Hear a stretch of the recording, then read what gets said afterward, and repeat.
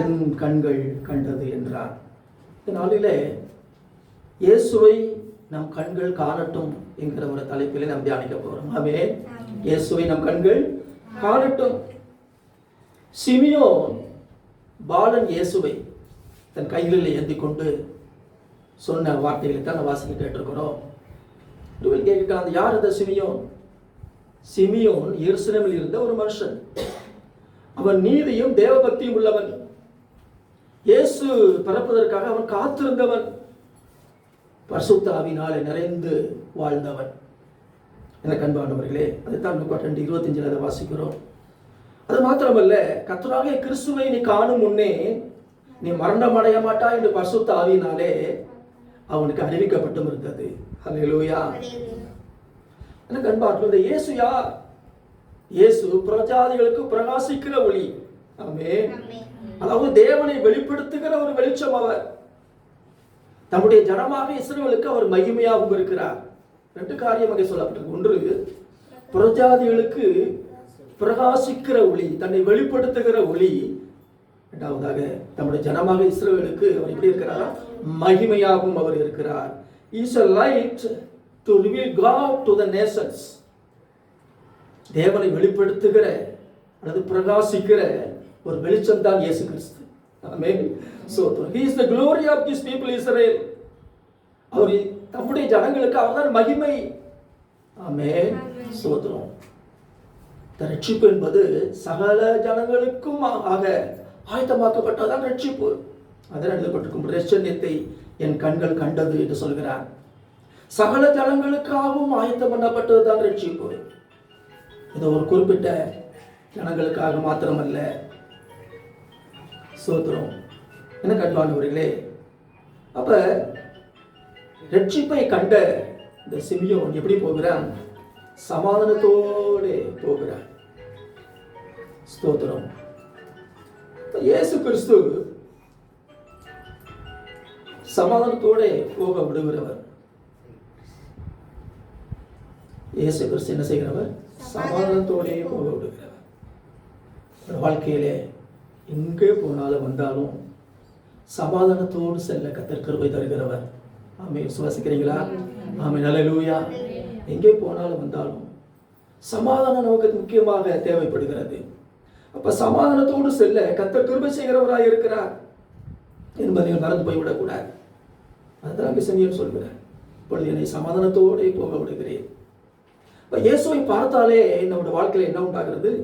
சமாதானம். இயேசுவை பார்த்தாலே சமாதானம். ஆமென். ஏன் நம்முடைய வாழ்க்கையில் சமாதானம் உண்டாகிறது அப்படின்னா, அவர்தான் சமாதானத்தின் தேவன், அவர்தான் சமாதான பிரபு, அவர்தான் சமாதான காரணர். அல்லேலூயா. ஆகவேதான் அவரை பார்க்கும் பொழுதே நமக்கு என்ன உண்டாகிறது? சமாதானம் உண்டாகிறது. அது மாத்திரமல்ல, நம்முடைய கால்களை சமாதானத்தின் வழியிலே நடத்துகிறவர். இந்த பாதை நடத்துகிறவர் சமாதானத்தின், சண்டையின் பாதையில் அல்ல, சச்சரவின் பாதையில் அல்ல. என்ன பாதை? சமாதானத்தின் பாதையிலே நடத்துகிறவர் தான் நம்முடைய இயேசு. அதைத்தான் சகரியா சொல்லுகிறார், லூக்கா 1:78-79. நம்முடைய கால்களை சமாதானத்தின் வழியிலே நடத்தவும் அவ் இரக்கத்தினாலே உன்னதத்திலிருந்து தோன்றிய அருணோதயம் நம்மை சந்தித்திருக்கிறது. அல்லேலூயா. இயேசு கிறிஸ்து யார்? உன்னதத்திலிருந்து தோன்றின அருணோதயம். நம்முடைய கால்களை சமாதானத்தில் நடத்துவதற்காகவே நம்ம என்ன செய்திருக்கிறது? சந்தித்திருக்கிறது என்று சொல்லி பார்க்கிறோம். எனக்கு அன்பானவர்களே, ஆண்டவர் சமாதானத்தை கட்டளையிடுகிறவர். என்னாகும் 6:26 சொல்கிறது, கர்த்தர் தம்முடைய முகத்தை உன்மேல் பிரசன்னமாக்கி என்ன கட்டளையிட கடவர்? உனக்கு சமாதானம் கட்டளையிட கடவர். அல்லேலூயா. உனக்கு சமாதானம் கட்டளையிட கடவர். இன்னைக்கு உலகம் அனைத்திற்கும் முக்கியமான ஒரு தேவை என்னன்னு கேட்டா, அது சமாதானம். ஆமென். ஆமா. உலக சமாதானத்திற்காக இன்றைக்கு மனுஷர்கள் என்னென்னமோ முயற்சிகளை மேற்கொள்கிறார்கள். எல்லாம் தோல்வியாக தான் முடிகிறது. இயேசுவை புறம்பே தள்ளிவிட்டு, இயேசுவை ஒதுக்கி வைத்து விட்டு, சமாதானத்தை தேடி என்னென்ன முயற்சிகள் எடுத்தாலும் அது என்னதான்? அது தோல்விதான். ஏனென்றால் அவர்தான் சமாதான பிரபு, இயேசுதான் சமாதான பிரபு. ஆகவே ஸ்தோத்திரம். வேதம் சொல்லுகிறது, கர்த்தர் தம்முடைய முகத்தை உன்மேல் பிரசன்னமாக்கி உனக்கு சமாதான பட்டியலிட கடவர் என்று சொல்லப்பட்டிருக்கிறது. எனக்கு அன்பானவர்களே, நம்மை சமாதானத்தோடு அனுப்புகிறவர். சுவாசிக்கிறீங்களா? நம்ம எப்படி அனுப்புவார்? சமாதானத்தோடு அனுப்புவார். வார்கள், ஒரு சமயம் 12 வருடமாக பெரும்பாடு உள்ள வியாதினால கஷ்டப்பட்ட அந்த ஸ்திரியை ஆண்டவர் சுகமாக்கினார். சுகமாக்கி விட்டு சொல்கிறார், நீ சமாதானத்தோடு போ. எப்படி போ? சமாதானத்தோடு போ. எனக்கு அன்பானவர்களே, 12 வருஷமா வியாதினால கஷ்டப்பட்டு சமாதானமே இல்லை. ஏன் இந்த உலகத்தில் வாழ்கிறேன் என்கிற ஒரு நிலைமைக்கு வந்து விட்டார். அனைத்து சொத்துக்களையும் விற்று விட்டார். வைத்திற்கு செலவழித்து விட்டால் சற்றாயும் சுகமாகவில்லை. எப்படிப்பட்ட நிலைமை என்று யோசித்து பாருங்கள். ஆனால் இயேசு வஸ்திரத்தை ஓரத்தை தொட்ட மாத்திரத்திலே உடனே சுகமடைந்தார். ஆமென். உடனே சுகமடைந்தார். ஆண்டவர் சொன்னார், விசுவாசம் உன்னை ரட்சித்தது, நீ சமாதானத்தோட போ, நீ சமாதானத்தோட போ என்று சொன்னார். எனக்கு அன்பானவர்களே, அது மாத்திரமல்ல,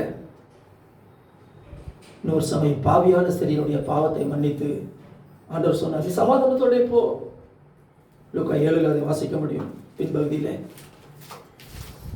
இயேசு அந்த பந்தியிருந்த அந்த வீட்டிலே ஒரு பாவியான ஸ்திரீ உள்ளே வந்தார். இயேசுவின் பாதங்களை தன் கண்ணீரால் நனைத்தார். ஸ்தோத்திரம். அவன் கொண்டு வந்த பரிமள தைலத்தை பூசினார். இயேசுவின் பாதத்தை ஓயாமல் முத்தம் செய்தார்.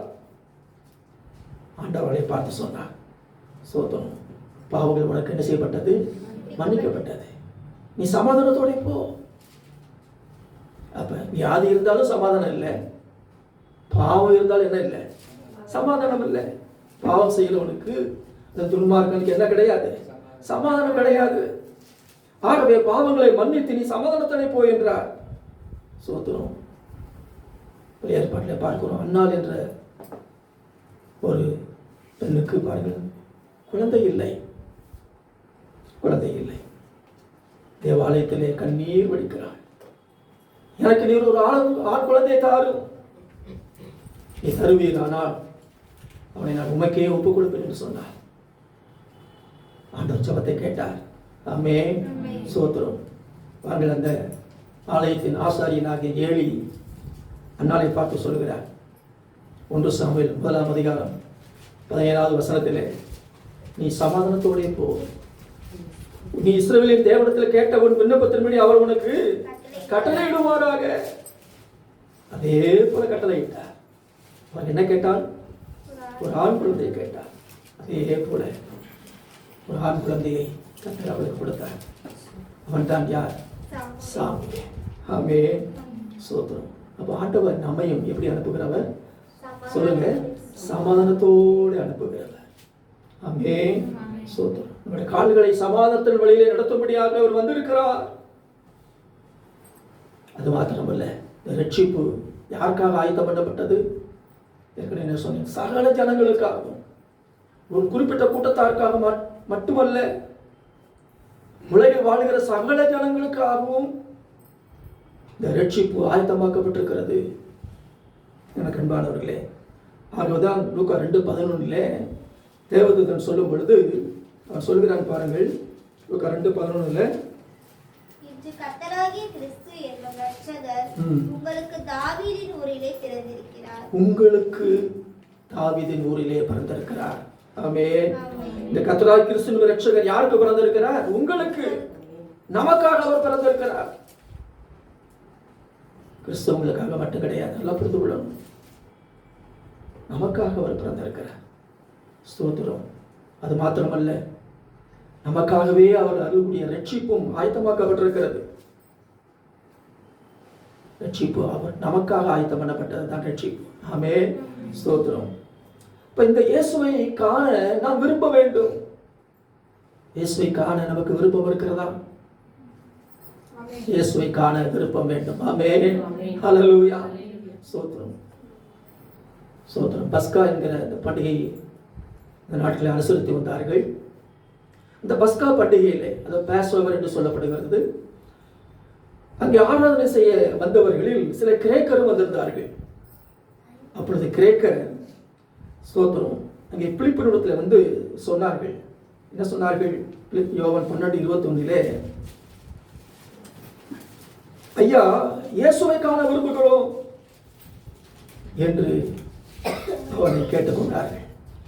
கிரேக்கர்கள் பிலிப்பு முதலில் வந்து ஐயா இயேசுவை காண விரும்புகிறோம். ஆமென். ஒரு நல்ல ஒரு விருப்பம் பாருங்க. நமக்குள்ளே அந்த ஒரு விருப்பம், இயேசுவை காண வேண்டும். ஆமென். இயேசுவை காண ஒரு விருப்பம் நமக்கு வேண்டும். அதை இயேசுக்கு அறிவித்தார்கள் என்று சொல்லப்பட்டிருக்கிறது. எனக்கு அன்பானவர்களே, நாம் இயேசுவை காண்கிறது மட்டுமல்ல, நல்லா புரிந்து கொள்ளுங்க, நம்மில் பிறர் இயேசுவை காண வேண்டும். ஆமென்.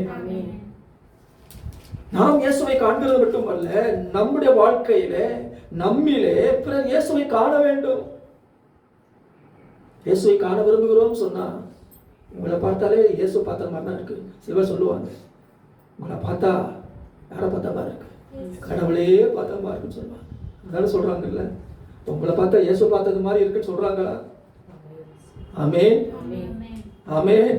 அப்படி சொல்லணும். அப்பதான் இயேசு உங்களிலே பிறந்திருக்கிறார் என்று அர்த்தம். ஆமென். இயேசு உங்களில் பிறந்திருக்கிறார் என்பது எது அடையாளம்? உங்களை பார்த்தா இயேசு தான் பார்த்த மாதிரி தான் இருக்கு. சோத்திரம்.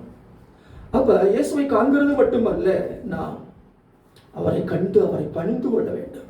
சும்மா இயேசுவை பார்த்துட்டு வந்துட்டேன், இன்னைக்கு அவரை நான் பார்த்துட்டேன், அவரை தரிசித்துட்டேன், அது போதும் அப்படின்னு அதில் திருப்தி அடையாம இயேசுவை கண்டு அவர் என்ன செய்ய வேண்டும்? பணிந்து கொள்ள, அவர் ஆராதிக்க வேண்டும். ஆமென். அவர் ஒருவர் தான் ஆராதனைக்கு பாத்திரர், அவர் ஒருவர் தான் தொழுகைக்கு பாத்திரர், அவர் ஒருவர் தான் மகிமை ஏற்றுக்கொள்ள அவர் பாத்திரராக இருக்கிறார். இயேசுவை கண்டு அவர் என்ன செய்யணும்? பணிந்து கொள்ள வேண்டும். கிழக்கிலிருந்து சாஸ்திரிகள் வந்தார்கள், வைஸ் மேன், ஞானிகள். கிழக்கிலிருந்து ஞானிகள் வந்த போது ஸ்தோத்திரம் பாருங்கள், அங்க கேட்கிற மத்திய எழுதின சுவிசேஷம் 2ஆம் அதிகாரம் 2ஆம் வசனம் வாசிக்கிறீங்களா? யூதருக்கு ராஜாவாக பிறந்திருக்கிறவர் எங்கே? கிழக்கிலே அவருடைய நட்சத்திரத்தை கண்டு அவரை பணிந்து கொள்ள வந்தோம் என்கிறார்கள். We have seen his star in the east and have come to worship him. தமிழிலே பணிந்து கொள்ள வந்தோம் என்று எழுதப்பட்டிருக்கிறது. ஆங்கிலத்திலே and have come to worship him, அவரை ஆராதனை செய்ய நாங்கள் என்ன செய்திருக்கிறோம்? வந்திருக்கோம் என்று சொல்கிறார்கள். அந்த நட்சத்திரம் யாருடைய நட்சத்திரம்? அவருடைய நட்சத்திரம். ஆமென். அவர் பிறந்த உடனே அந்த நட்சத்திரம் தோன்றியது. அது அவருடைய நட்சத்திரம். அது ஹல்லேலூயா.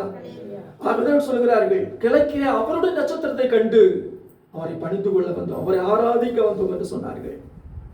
ஆராதிக்க வந்தோம் என்று சொன்னவர்கள் உள்ளே அந்த வீட்டுக்குள்ள பிரவேசித்து மரியாளையும் இந்த பிள்ளையை இயேசுவையும் கண்டு என்ன செய்தார்கள் தெரியுமா? சாஷ்டாங்கமாய் விழுந்தார்கள்.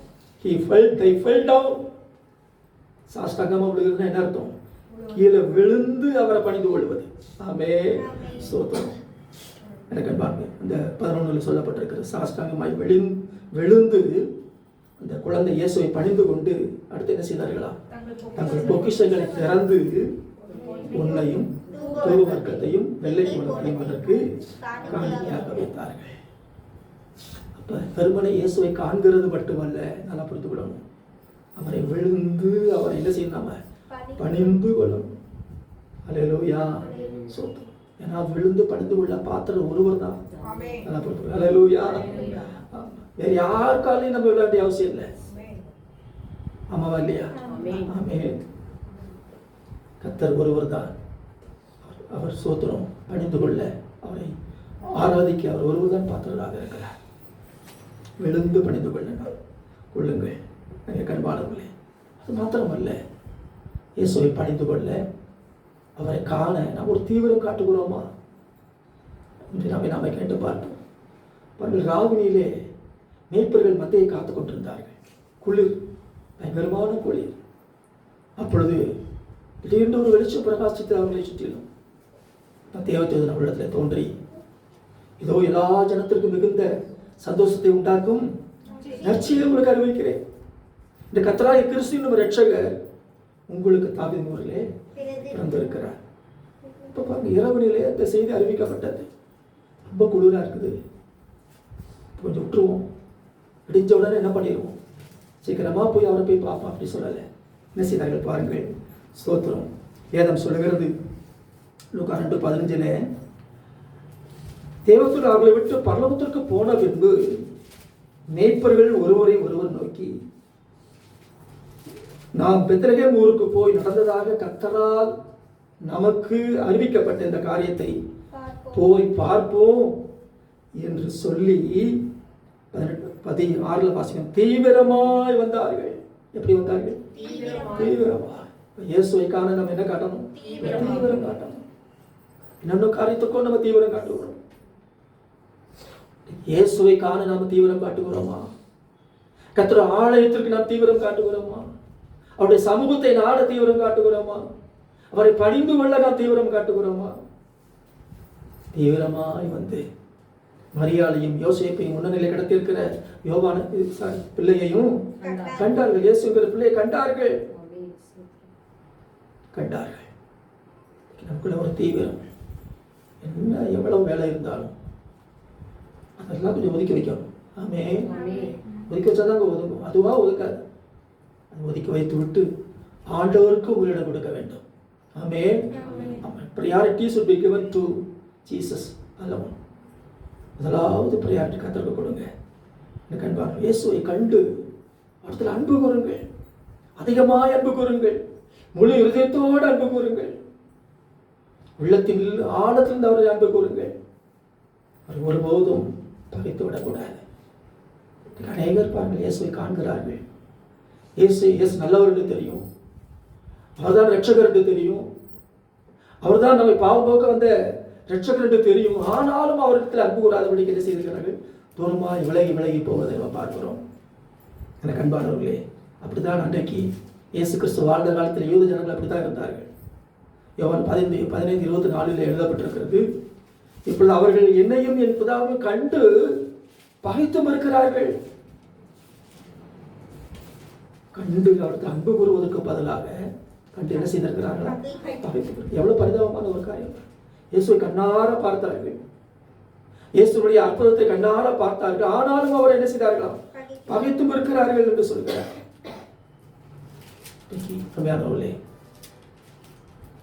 இயேசு கிறிஸ்து சீசரை பார்த்து தனித்து அவரை நோக்கி சொல்லுகிறார், நீங்கள் காண்கிறவைகளை காணும் கண்கள் பாக்கியமுள்ளவைகள். ஆமே. நீங்கள் காண்கிறவைகளை காணும் கண்களே பாக்கியமுள்ளவைகள். சோத்திரம். என்ன கண்பான்? ஏன்னு சொன்ன அநேக தீர்க்கதரிசிகள், அநேக ராஜாக்கள் நீங்கள் காண்கிறவர்களை காணவும் நீங்கள் கேட்கிறவர்களை கேட்கவும் விரும்பியும் காணாமலும் கேளாமலும் போனார்கள். பாருங்க, இயேசு பரப்பார் என்று சொல்லி காத்திருந்தார்கள் ராஜாக்கள். அது மாத்திரமல்ல, தீர்க்கதரிசிகள் காத்திருந்தார்கள். இயேசு பரப்பார் என்று சொல்லி. ஆனால் அவர்களெல்லாம் என்ன செய்தார்கள்? விரும்பியும் காணாமலும் கேளாமலும் போனார்கள். ஆனால் சீசர்களாகி நீங்கள் பாக்கியவான்கள். நீங்கள் காண்கின்ற கண்கள் என்னது? பாக்கியம். நீங்களும் நானும் யாரு? ஆமே. உற்சாகமாக சொல்லுங்க. ஹல்லேலூயா. இயேசுவை கர்த்தரை தெய்வமாய் கொண்டிருக்கிற ஜனம் அது பாக்கியமுள்ள ஜனம். ஆமே. எத்தனையோ பேருக்கு கிடைக்காத பாக்கியத்தை ஆண்டவர் உங்களுக்கு எனக்கு தந்திருக்கிறார். எனக்கு அன்பானவர்களே, இயேசுவை கண்ட ஜனபாகிய நான் பாக்கியம் பெற்றவர்கள். எத்தனை பேருக்கு பாருங்க இந்த பாக்கியம் கிடைக்கல. ஆமே. எத்தனை பேருக்கு அழைப்பு கொடுக்கப்பட்டது. உங்களை என்னையும் ஆண்டவர் கொண்டு வந்திருக்கிறாரே. ஆமே. சோத்திரம். எனக்கு அன்பானவர்களே, இன்று நான் பாக்கியவான்கள் பாக்கியவதிகளாக இருக்கிறோம். அது மாத்திரமல்ல, நினைக்கலாம் இயேசுவை கண்டால் பிதாவை கண்டது போலதான் ஆண்டவர் சொன்னார். சோத்திரம். என்னை கண்டவன் பிதாவை கண்டான். சிலர் நினைக்கிறாங்க பிதாவை எங்களுக்கு காண்பியும் அது போதும். பிலிப்பு அப்படித்தான் கேட்டான் ஆண்டவரிடத்துல. பிதாவை எங்களுக்கு காண்பியும் அது போதும் என்று சொன்னார். அப்ப ஆண்டவர் சொன்னார் பாருங்கள், யோவான் 14:9 பிலிப்புவே, இவ்வளவு காலம் நான் உங்களோடு கூட இருந்தும் நீ என்னை அறியவில்லையா? என்னை கண்டவன் பிதாவை கண்டான். அப்படி இருக்க பிதாவை எங்களுக்கு காண்பியும் என்று நீ எப்படி சொல்லுகிறாய்? நானும் பிதா ஒன்றாக இருக்கிறோம் என்று சொல்கிறேன். ஆமென். இயேசு பிதாவை இப்படிதான் இருக்கிறாங்க, ஒன்றாக இருக்கிறார்கள். இயேசுவை கண்டவன் பிதாவை கண்டான். ஆமென். இயேசுவை கண்டவன் பிதாவை கண்டான். ஆகவேதான் இயேசுவை நம்ம பார்க்க விரும்பணும், அவரிடத்தில் அன்பு கூற வேண்டும், ஒரு முழு இருதத்தோடு அவரை நேசிக்கணும். இயேசு தன்னிடத்துல வர கண்டு யோவான் சொல்லுகிறார், இதோ உலகத்தின் பாவங்களை சுமந்து தீர்க்கிற தேவாட்டுக்குட்டி. ஆமென். எந்த ஒரு இடத்துலையும் பாருங்க, கிறிஸ்தவர்களின் பாவங்களை சுமந்து தீர்க்கிற தேவாட்டுக்குட்டி எந்த ஒரு இடத்துலையும் போடப்படலை. உலக மக்களின் ஜனங்களின் பாவங்களை போர்க்க வந்த தேவாட்டுக்குட்டி. ஆமென். சோத்திரம். இந்த கண்பானவர்களே, அப்ப இயேசுவை பார்த்தாலே நமக்கு சமாதானம், இயேசுவை பார்த்தாலே நமக்கு சந்தோஷம். ஆமென். இயேசுவை பார்த்தாலே சந்தோஷம். பாருங்கள், ஏரோது இருக்கிற ஒரு ராஜா இயேசுவை பார்க்கும்படி ரொம்ப வெகு நாளாய் அவன் ஆசை கொண்டிருந்தார். இயேசுவை பார்க்கணும். அவர் அநேக அற்புதங்களை செய்கிறவராமே, அநேக அதிசயங்களை அவர் செய்கிறாராமே. அவரை பார்க்க வேண்டும் என்று வெகு நாளாய் ஆசை கொண்டிருந்தார், வெகு நாளாய் ஆசை கொண்டிருந்தார். அப்பொழுது அவரை கண்ட பொழுது சந்தோஷப்பட்டார். ஆமென். இயேசுவை கண்ட பொழுது அவன் சந்தோஷப்பட்டார். சோத்திரம். இயேசுவை கண்டாலே நமக்கு என்ன வந்துடும்? சந்தோஷம். அது ஒரு பெரிய பாக்கியம். இயேசுவை பார்த்தாலே சமாதானம், இயேசுவை பார்த்தாலே சந்தோஷம். கண்பானவர்களே, அது மாத்திரமல்ல, அவருடைய நட்சத்திரத்தை பார்த்தாலே என்னது? சந்தோஷம். கிழக்கிலிருந்து சாஸ்திரிகள் வந்து அவருடைய நட்சத்திரத்தை கண்டு என்ன செஞ்சார்கள்? ஆனந்த சந்தோஷம் அடைந்தார்கள். ஆமென். சோத்திரம். மத்திய 2ஆம் அதிகாரம் 10வது வசனத்தை எடுத்து வாசியுங்கள். அவர்கள் அந்த நட்சத்திரத்தை கண்டபோது மிகுந்த ஆனந்த சந்தோஷம் அடைந்தார்கள். ஆமென். மிகுந்த ஆனந்த சந்தோஷம் அடைந்தார்கள். இயேசுவை பார்த்தாலும் சந்தோஷம், நட்சத்திரத்தை பார்த்தாலும் என்னவா? சந்தோஷம். ஆமென். சோத்திரம். மிகுந்த சந்தோஷம், ஆனந்த சந்தோஷம் அடைந்தார்களா? அவ்வளவு தூரம் நம்முடைய வாழ்க்கையை மாற்றி அமைக்கிறது கர்த்தருடைய பிறப்பு. ஆமென். ஹல்லேலூயா. ஸ்தோத்திரம். பாருங்கள், தாவீது ராஜா சொல்லுகிறார், பரிசுத்த ஸ்தலத்தில் கர்த்தரை பார்க்க நான் ஆசையா இருந்தேன். பரிசுத்த ஸ்தலத்தில் கர்த்தரை பார்க்க ஆசையா. சங்கீதம் 63ஆம் சங்கீதம் 2வது வசனம். இப்படியே பரிசுத்த ஸ்தலத்தில் உம்மை பார்க்க ஆசையாய் இருந்து உமது வல்லமையையும் உமது மகிமையையும் கண்டேன். ஆமென். பரிசுத்த ஸ்தலத்திலே உம்மை பார்க்க எப்படி இருந்தேன்? சொல்லுங்க, ஆசையா இருந்தேன். ஆண்டவரே, உம்முடைய பரிசுத்த ஸ்தலத்திலே போய் பார்க்க நான் ஆசையா இருந்தேன். தாவீது சொல்லுகிறார், உமது வல்லமையை கண்டேன், உமது மகிமையை கண்டேன். எனக்கு அன்பானவர்களே, சோத்திரம். இன்னைக்கு ஒருவேளை மாம்சத்தில் இயேசுவை காணப்படியா?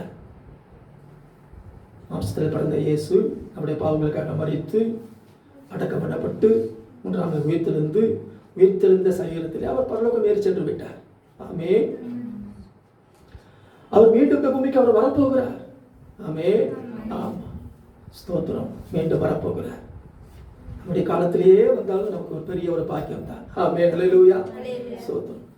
எப்படி எங்க சிமியோன் காத்திருந்து அந்த இரட்சணியத்தை கண்ட உடனே இப்பொழுது என்னை சமாதானத்தோடு போக விடுகிறேன்னு சொன்னது போல நம்முடைய காலத்திலேயே இயேசு மறுபடியும் வந்து விட்டாலே நமக்கு பெரிய சந்தோஷம். ஆமென். ஆமென். அப்படித்தான் இன்றைக்கு முதல் முறை அந்த முதலுடைய வருகையிலே அநேக ஜனங்கள் காத்திருந்தார்கள். இன்றைக்கு பாருங்கள், இன்றைக்கு கோடி ஜனங்கள் காத்திருக்கிறார்கள். இயேசு எப்பொழுது 2வது முறை சீக்கிரமாய் வருவார் என்று சொல்லி சர்வ சிருஷ்டியும் ஏகமாய் என்ன செய்கிறது? தவிக்கிறது என்று சொல்லப்பட்டிருக்கிறது. உலகத்தில் எல்லாம் பாருங்கள், எல்லாம் ஒரு எக்ஸ்ட்ரீமுக்கு போய் கொண்டிருக்கிறது. அன்பு தாட்சி, பாவம் என்றாலும் பாவத்தின் உச்சகட்டத்துக்கு போய் கொண்டிருக்கிறது. எல்லாமே ஒரு வெறுமை, எல்லாவற்றையும் பாருங்கள் உச்சகட்டத்துக்கு போய் கொண்டிருக்கிறது. இயேசுடைய வருகை ரொம்ப 2வது வருகை எப்படி இருக்கிறது? அதி சீக்கிரமாக இருக்கிறது. ஹல்லேலூயா. ஸ்தோத்திரம். நீங்கள் நானோட 2வது வருகை காத்துக் கொண்டிருக்கிறோம். ஆமென். சபையானதுக்கு காத்துக் கொண்டிருக்கிறது. சபை என்பது ஒரு மனவாட்டிக்கு அடையாளமாக இருக்கிறது. ஆமென். ஆமா, நம்முடைய ஆத்தும மனவாளன் தான் யார்? கர்த்தராகிய இயேசு கிறிஸ்து.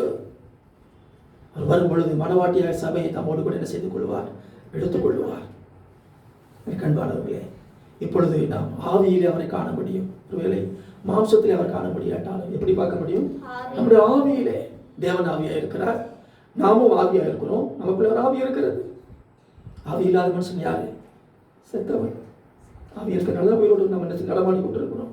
அப்ப இந்த ஆவியிலே ஆவியாக இருக்கிற கர்த்தரை நம்ம என்ன செய்யணும்? தரிசிக்க வேண்டும். விசுவாச கண்களினாலே அவரை பார். விசுவாச கண்களினாலே பார். ஆவியிலே அவரை தரிசி. வேதம் சொல்லுகிறது, இதயத்தில் சுத்தமுள்ளவர்கள் பாக்கியவான்கள். அவர்கள் தேவனை என்ன பண்ணுவார்கள்? தரிசிப்பார்கள். They shall see God. எனக்கு பாருங்களே, அவர்கள் தேவனை தரிசிப்பார்கள்.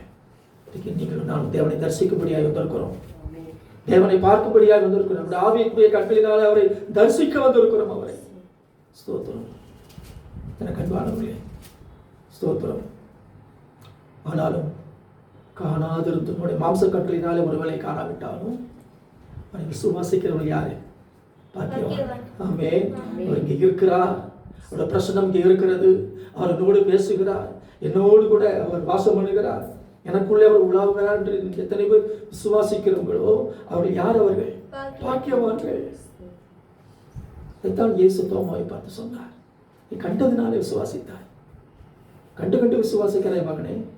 காணாது இந்த மாம்ச கண்களினாலே ஒருவரை காணாது இருந்தாலும் விசுவாசிக்கிறவர்கள் யாரு? பாக்கியவான்கள். இவள் நானும் யாரு? பாக்கியவான்கள்.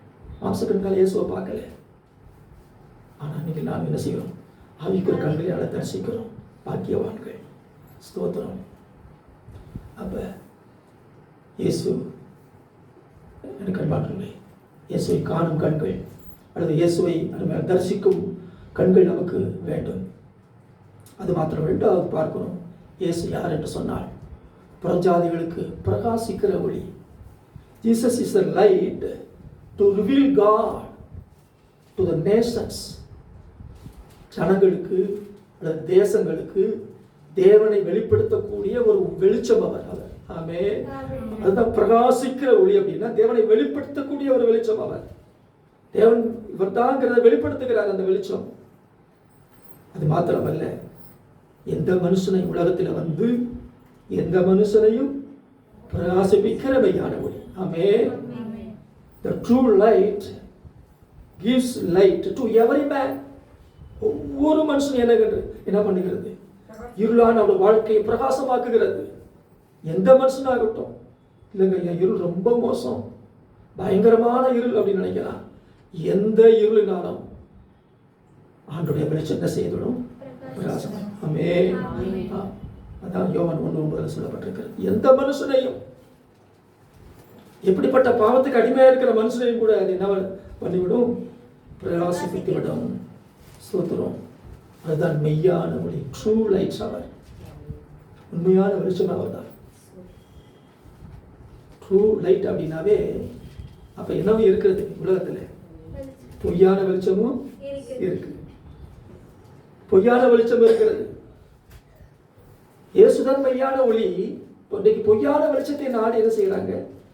இன்னைக்கு லட்சங்கள் ஒரு கூட்டம் போய் கொண்டே இருக்கிறது. நீங்கள் நானும் மெய்யான வெளிச்சத்தை தேடி வந்திருக்கிறோம். ஆமென். Jesus is the true light. அவர் மெய்யான ஒளி. அது மாத்திரமல்ல, அவர்தான் பெரிய வெளிச்சம். ஆமென். அவர் பெரிய வெளிச்சம். இருள் இருக்கிற ஜனங்கள் என்ன கண்டார்கள்? பெரிய வெளிச்சத்தை கண்டார்கள் என்று சொல்லி ஏசாயா 9:2 வாசிக்கிறோம். என கண்பானவர்களே, மரண இருளின் தேசத்தில் குடியிருக்கிறவர்களுக்கு வெளிச்சம் பிரகாசித்தது. ஸ்தோத்திரம். பெரிய வெளிச்சம் அவர். அது மாத்திரமல்ல, அவர் ஸ்தோத்திரம் ஜீவ வெளிச்சம். அவர் லிவிங் லைட். ஆமென். ஸ்தோத்திரம். இயேசுவே ஜீவ ஒளியாக இருக்கிறார். ஆண்டவர் சொன்னார், என்னை நான் உலகத்திற்கு ஒளியாக இருக்கிறேன், என்னை பின்பற்றுகிறவன் இருளிலே நடவாமல் என்ன ஒளி அடைந்திருப்பான்? ஜீவ ஒளி அடைந்திருப்பான் என்று ஆண்டவர் சொன்னார். ஜீவ ஒளி. அவர்தான் மெய்யான ஒளி, அவர்தான் பெரிய ஒளி, அவர்தான் ஜீவ ஒளி.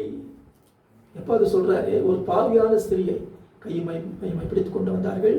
அவருடைய பாவங்களை மன்னித்து, நீ போய் நீ பாவம் செய்யாத என்று சொல்லி, நான் தான் உலகத்திற்கு எப்படி இருக்கிறேன்? ஜீவ ஒளியாக இருக்கிறேன். என்னை விசுவாசிக்கிறவன் இருளில் நடக்க மாட்டான் என்று சொன்னார். இருளில் நடக்க மாட்டான். ஸ்தோத்திரம். கண்பாளர்களே, அப்படிப்பட்ட வெளிச்சத்தின் நாடி நீங்கள் நாடு வந்திருக்கிறோம். நம்மை ஆண்டவர் பாக்கியவான்களாக வைத்திருக்கிறார். அது மாத்திரமல்ல, அந்த காலத்திலும் மரண இருளில் உட்கார்ந்திருக்கிறவர்களுக்கு வெளிச்சம் தருகிறவராக இருக்கிறார். நாங்கள் சவுல் வாழ்க்கையை மாற்றினார். புதிய ஏற்பாட்டிலே சவுலை குறித்து பார்க்கிறோம். சவுல் பாருங்கள், தமஸ்குக்கு நேராக ஓடுகிறார். இங்கே சோத்திரம் ஆசாரியர் இடத்திலே நிறுவனங்களை கேட்டு வாங்கி கொண்டு எப்படியாவது தேவனுடைய பிள்ளைகளை விசுவாசிகளை கட்டி காவலில் போடுவதற்காக தமஸ்கு நேரம் ஓடிக்கொண்டிருக்கிற வேலையிலே தமஸ்குவுக்கு சமீபித்த பொழுது ஒரு பெரிய வெளிச்சத்திலே சவுல் என்ன பண்ணினார்? சந்தித்தார். ஆமென். வெளிச்சம் சந்திக்கும் பொழுது அதற்கு மேலே சுயமா ஓட முடியாது. ஆமென். நல்லா புரிந்து கொள்ளுங்க. கர்த்தருடைய வெளிச்சம் நம்ம வாழ்க்கையில குறுக்கிடும் பொழுது அதற்கு மீறி நம்முடைய சுய சித்தத்தில் ஓட முடியாது. நம்ம வாழ்க்கை அப்படியே தலைகளா புரட்டி போட்டு விட்டது. எனக்கு அன்பானவர்களே, யாருக்கு விரோதமாக எழுப்பி செயல்பட ஆரம்பித்தானோ அவரையே பிரசங்கம் ஆரம்பித்து விட்டார். ஆமென். ஸ்தோத்திரம். சவுலை பெரிய வெளிச்சத்திலே சந்தித்து இருளான வாழ்க்கையை அவன் வெளிச்சமாய் மாற்றினார். ஸ்தோத்திரம். எனக்கு அன்பானவர்களே, ஸ்தோத்திரம். அதே போல சமாரியா ஸ்திரீயுடைய வாழ்க்கையும் ஆண்டவர் என்ன செய்தார்? மாற்றினார். இந்த வெளிச்சம் யார் யாரெல்லாம் சந்திக்கிறதோ வாழ்க்கை எல்லாம் மாறுகிறது. ஆமென். இன்னைக்கு உங்களை சாட்சியில் சொன்னா சொல்லுவேன், எல்லாரும் ஒரு நாளிலே இருளில் இருந்தேன் அன்றனை வெளிச்சமாய் மாற்றினார். ஆமென். ஒவ்வொருவரும் சொல்ல முடியும். ஸ்தோத்திரம். இருள் இருக்கிற வரைக்கும் சமாதானம் இல்லை, இருக்கிற வரைக்கும் சந்தோஷம் இல்லை. எப்போ வெளிச்சத்துக்கு வந்தோமோ அப்போதான் நமக்கு சமாதானமும் சந்தோஷமும் வந்தது. அல்லேலூயா. ஸ்தோத்திரம். அப்ப ரெண்டாவது பார்க்கிறோம், இயேசு பிரஜாதிகளுக்கு பிரகாசிக்கிற ஒளி. உனக்கு எழுதப்பட்டிருக்கிறது, நம்முடைய ஜனமாக இஸ்ரவேலுக்கு அவர் யார்? மகிமை. ஆமென். அவர் பாருங்க, இயேசு யாரா? பிரஜாதிகளுக்கு பிரகாசிக்கிற ஒளி. நம்முடைய ஜனமாக இஸ்ரவேலுக்கு சொல்லிருந்து மகிமை. இஸ்ரவேலுக்கு மகிமை அவர். இப்படி கேட்கலாம், இஸ்ரவேலுக்கு தாங்க மகிமை, இப்போ எனக்கு என்ன அப்படி கேட்கலாம். நீங்கள் நான் யாரு? ஆவிக்குரிய இஸ்ரவேல். ஆமென். ஸ்பிரிச்சுவல் இஸ்ரவேலைட்ஸ் நம்ம தான். ஆவிக்குரிய இஸ்ரவேலராக இருக்கிறோம். அப்போ உங்களுக்கு எனக்கும் இயேசு யார்? நமக்கு மகிமை அவர். இந்த வாழ்க்கையுடைய மகிமை யார் தான்? இயேசு தான். ஸ்தோத்திரம். அல்லேலூயா. வேற ஒன்றும் மகிமை கிடையாது. நம்முடைய அந்தஸ்து அது ஒரு மகிமை கிடையாது. நம்முடைய படிப்பு அது மகிமை கிடையாது. இதுதான் மகிமை. இயேசுதான் நமக்கு மகிமை. அல்லேலூயா. ஸ்தோத்திரம். நமக்கு மகிமையா இயேசுதான். எனக்கு அன்பானவர்களே, நம்முடைய வாழ்க்கையிலே அவர் தான் நமக்கு மகிமை. அவர் எல்லாம் மகிமை கிடையாது. ஸ்தோத்திரம். அவர் மகிமையை நமக்கு கட்டளையிடுகிற தேவனாக இருக்கிறார். ஏசாயா 46 அதிகாரம் 13வது வசனத்தை நீங்கள் வாசித்து பாருங்கள். ஏசாயா 46 அதிகாரம் 13வது வசனம். என் நீதியை சமீபிக்க பண்ணுகிறேன், அது தூரமாய் இருப்பதில்லை. என் ரட்சிப்பு தாமதிப்பதும் இல்லை. நான் சீயோனில் ரட்சிப்பையும் இஸ்ரவேலுக்கு என் மகிமையையும் கட்டளையிடுவேன். ஆமென். ஆமென். நான் சீயோனில் ரட்சிப்பையும் இஸ்ரவேலுக்கு என் மகிமையையும் கட்டளையிடுவேன். இஸ்ரவேல் என்று போடப்பட்ட இடத்துல எல்லாம் உங்க பேரை போட்டுக்கோங்க. ஆமென். நமக்கு தான் அவர் என்ன கேட்கிறார்? மகிமையை கட்டளையிடுகிறார். நம்மை மகிமைப்படுத்துகிற தேவனாக இருக்கிறார். ஸ்தோத்திரம். என் மகிமையை கட்டளையிடுவேன் என்று சொல்கிறார். நீங்கள் குறுகி போவதில்லை, நீங்கள் சிறுமைப்படுவதில்லை. ஆண்டவர் உங்களை மகிமைப்படுத்துவேன் என்று சொல்கிறார். அல்லேலூயா. ஸ்தோத்திரம். உன் பேரை ஆண்டவர் மகிமைப்படுத்துவார். சுவாசிக்கிறீங்களா?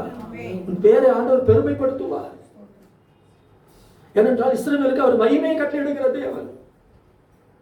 அவர்தான் மகிமை நமக்கு. அவர் நம்மளுடைய வாழ்க்கையில வந்ததுனாலதான் நாம் இன்றைக்கு எப்படி இருக்கிறோம்? மகிமையா இருக்கிறோம். ஆமா, இல்லையா? ஆமென். அல்லேலூயா. இன்னைக்கு இவ்வளவு தூரம் ஆண்டவர் நம்மை மகிமையாய் வைத்திருக்கிறாருன்னா அது ஆண்டவராகிய இயேசு. எத்தனையோ பேருக்கு பார்க்க சமாதானம் இல்லை. நல்ல பணம் இருக்கிறது, பொருள் இருக்கிறது, நல்லா எல்லா வசதியும் இருக்கிறது, ஆனால் என்ன கிடையாது? சமாதானம் கிடையாது. உங்களுக்கு எனக்கு ஆண்டவர் தேவ சமாதானத்தை, சந்தோஷத்தை கொடுத்திருக்கிறாரு. எனக்கு நித்தியத்தை குறித்த நம்பிக்கை கொடுத்திருக்கிறாரு. ஸ்தோத்திரம். ஆண்டவர் சொல்லுவார், உனக்கு நான் மகிமையை கட்டளையிடுவேன். அவருடைய மகிமை இஸ்ரவேலின் மேலும் உள்ளது என்று சொல்லப்பட்டிருக்கு. சங்கீதம் 68 சங்கீதம் 34 வசனம்.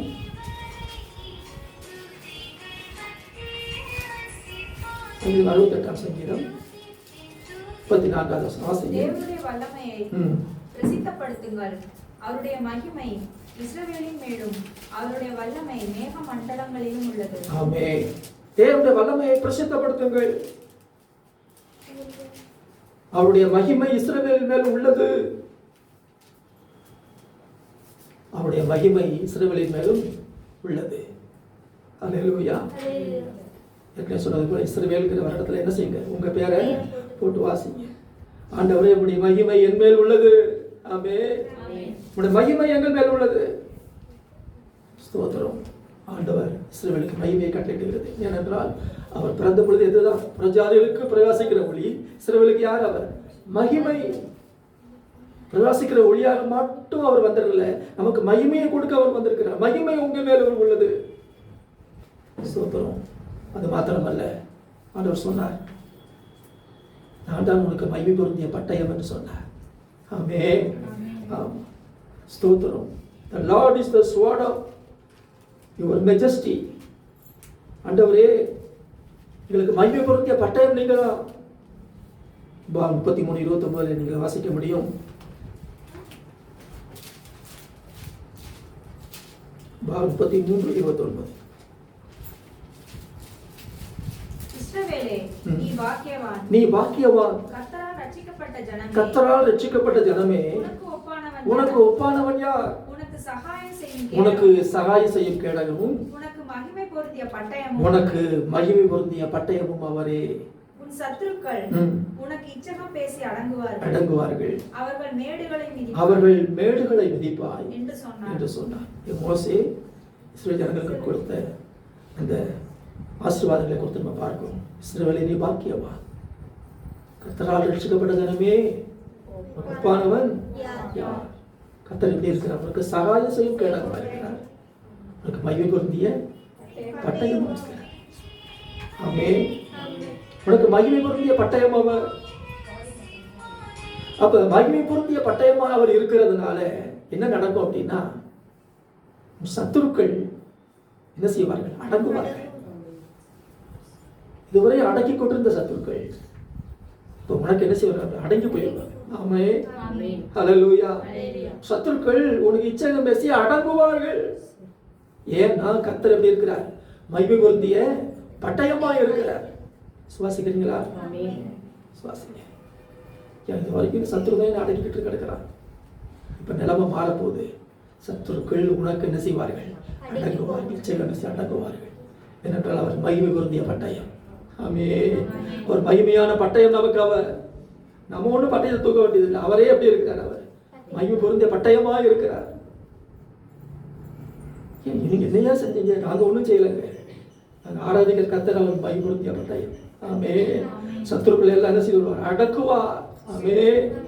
ஒருவேளை மனிதர்களா இருக்கலாம், ஒருவேளை நம்முடைய வியாதிகள் பலவீனங்களா இருக்கலாம், எல்லாவற்றையும் ஆண்டவர் என்ன பண்ணி விடுவார்? அடக்கி போட்டு விடுவார். சுவாசிங்கள். ஆமென். அவர் மகிமை பொருந்திய பட்டயம். அவர் பட்டயத்துக்கு முன்பாக எந்த ஒரு பலவீனமோ எந்த ஒரு வியாதி நிற்க முடியாது. சுவாசிக்கிறீங்களா? ஆமென். ஆமென். ஏனால் அவர் மகிமை பொருந்திய பட்டயம். இச்சகம் பேசி அடங்குவார்கள். your enemies shall submit to you. Enemies வந்து என்ன பண்ணுவாங்களா? உங்களிடத்துல வந்து தன்னை அப்படியே சப்மிட் பண்ணுவாங்களா? அப்படியே சரண்டர் ஆகிடுவாங்க. ஆமென். எதனால? கர்த்தர் நமக்கு மகிமை பொருந்திய, கர்த்தர் நமக்கு மகிமையாக இருக்கிறார். கர்த்தர் நமக்கு மகிமை பொருந்திய பட்டயமாக இருக்கிறார். அல்லேலூயா. ஸ்தோத்திரம். மறந்து போக வேண்டாம். இயேசு கிறிஸ்துவின் பிறப்பு நமக்கு சமாதான சந்தோஷம் கொடுக்கிறது மட்டுமல்ல, புறஜாதிகளுக்கு வெளிச்சத்தை கொடுக்கிறது மட்டுமல்ல, இஸ்ரவேலராகி ஆவிக்குரிய இஸ்ரவேலராகி உங்களுக்கு வணக்கம். அவர்தான் நமக்கு என்னது? மகிமை. சொல்லுங்க, மகிமை. அவர்தான் நமக்கு மகிமை. அது மாத்திரமல்ல, உன்னிலே நான் மகிமைப்படுவேன் வேற சொல்றாரு. ஏசாயா 49ஆம் அதிகாரம் 3வது வசனத்தில் நீங்கள் பார்ப்பீர்களா, அவர் என்னை நோக்கி, ஏசாயா 49:3, அவர் என்னை நோக்கி, ம். நீ என் தாசன். நீ என் தாசன் இஸ்ரவேலே, இஸ்ரவேலே, நான் உன்னில் ம். மகிமைப்படுவேன் நான் என்றார். உன்னில் மகிமைப்படுவேன். ஓ இஸ்ரவேல், in whom I will be glorified. உன்னிலே நான் மகிமைப்படுவேன். ஆமென். இஸ்ரவேலே என்கிற போதெல்லாம் உங்க பேரை போட்டுக்கோங்க. அவர் சொல்லுங்க, உன்னிலே நான் மகிமைப்படுவேன்கிற சோத்திரம். நம்ம மூலமா அவர் மகிமைப்பட விரும்புகிறார். ஆமென். நம்முடைய செயல்கள் மூலமாக, நம்முடைய பேச்சுக்கள் மூலமாக, நாம் செய்கிற ஊழியத்தின் மூலமாக அவர் மகிமை அடைய விரும்புகிறார். எத்தனை பேர் ஆமென் சொல்றேன்? ஆமென். அல்லேலூயா. உன்னிலே நான் மகிமைப்படுவேன், உன்னிலே நான் மகிமைப்படுவேன்கிறார். அவருக்காக எடுக்கிற பிரயாசங்கள், அவருக்காக எடுக்கிற முயற்சிகள், அவருடைய வார்த்தைகளை பேசுகிற வார்த்தைகள், அல்லேலூயா, அது ஒவ்வொன்றிலையும் ஆண்டு மகிமைப்படுவேன்கிறார். பேச்சு, அவருடைய செயல்கள், அவருக்காக படுகிற பிரயாசம், அவருக்காக ஓடுகிற ஓட்டம், ஆமென், ஒவ்வொன்றிலையும் ஆண்டவர் மகிமைப்படுவேன்கிறார். இந்த நாளிலே நாம் இன்னுமா ஆண்டவரை மகிமைப்படுத்தத்தக்கதாக நிச்சயம் என்ன செய்ய வேண்டும்? அமைய வேண்டும். ஆமென். ஆமா. ஆண்டவரே, என் மூலமாக உங்களுடைய நாமம் மாத்திரம் ஆண்டவரை மகிமைப்பட வேண்டும். ஆண்டவரே, ஏன்னா உன்னிலே நான் மகிமைப்படுவேன் என்று சொல்ல கர்த்தர். என் மூலமாய் ஒருபோது என்ன செய்யக்கூடாது? மகிமை குறைந்து போய்விடக்கூடாது, அவைகீர்த்தி அகந்து விடக்கூடாது. என் மூலமாய் நீர் மகிமை தான் அடையணும். ஒவ்வொரு செயல்பாடுகள் மூலமாக நீங்கள் மகிமை அடையணும். ஆகவே நாளிலே 3 காரியங்களை தியானித்தோம். ஒன்று, இயேசு சமாதானத்தோடு போக விரும்புகிறார். எங்கே போனாலும் வந்தாலும் அண்ணன் நம்ம எப்படி அனுப்புவார்? சமாதானத்தோடு போவார். கால்களை சமாதானத்தின் பாதையில் நடத்துகிறவர். புரிந்து கொள்ளுங்க. இன்றைக்கு தம்முடைய பிள்ளைகளுக்கு தேவன் கொடுத்திருக்க ஒரு பெரிய ஆசீர்வாதம் என்ன? போராட்டம் எல்லாம் சமாதானம். ஆமென். சமாதானம் அப்படி நதியே போல போகும். நீங்களே ஒரு சமாதானம். எங்கெல்லாம் போகிறீங்களோ அங்கெல்லாம் என்ன போகும்? இந்த சமாதான நதி அப்படியே பாய்ந்து ஓடும். ஆமென். ஒரு வீட்டுக்குள்ள காலை எடுத்து வச்சா அங்க சமாதானம் நதியாய் பாயும். கால்களை சமாதானத்தை நடத்துகிறவர். அவர் பார்த்தாலே சந்தோஷம். 2வது, புறஜாதிகளுக்கு பிரகாசிக்கிற வழி, தன்னை வெளிப்படுத்துகிற வெளிச்சமே அவர்தான். கண்பானவர்களே, 3வது, இஸ்ரவேலுக்கு மகிமை. ஆமென். உங்களுக்கு எனக்கும் மகிமை யார் தான்? இயேசுதான் நமக்கு மகிமை. கண்களை மூடி நாம் செபிக்கலாமா? ஸ்தோத்திரம்.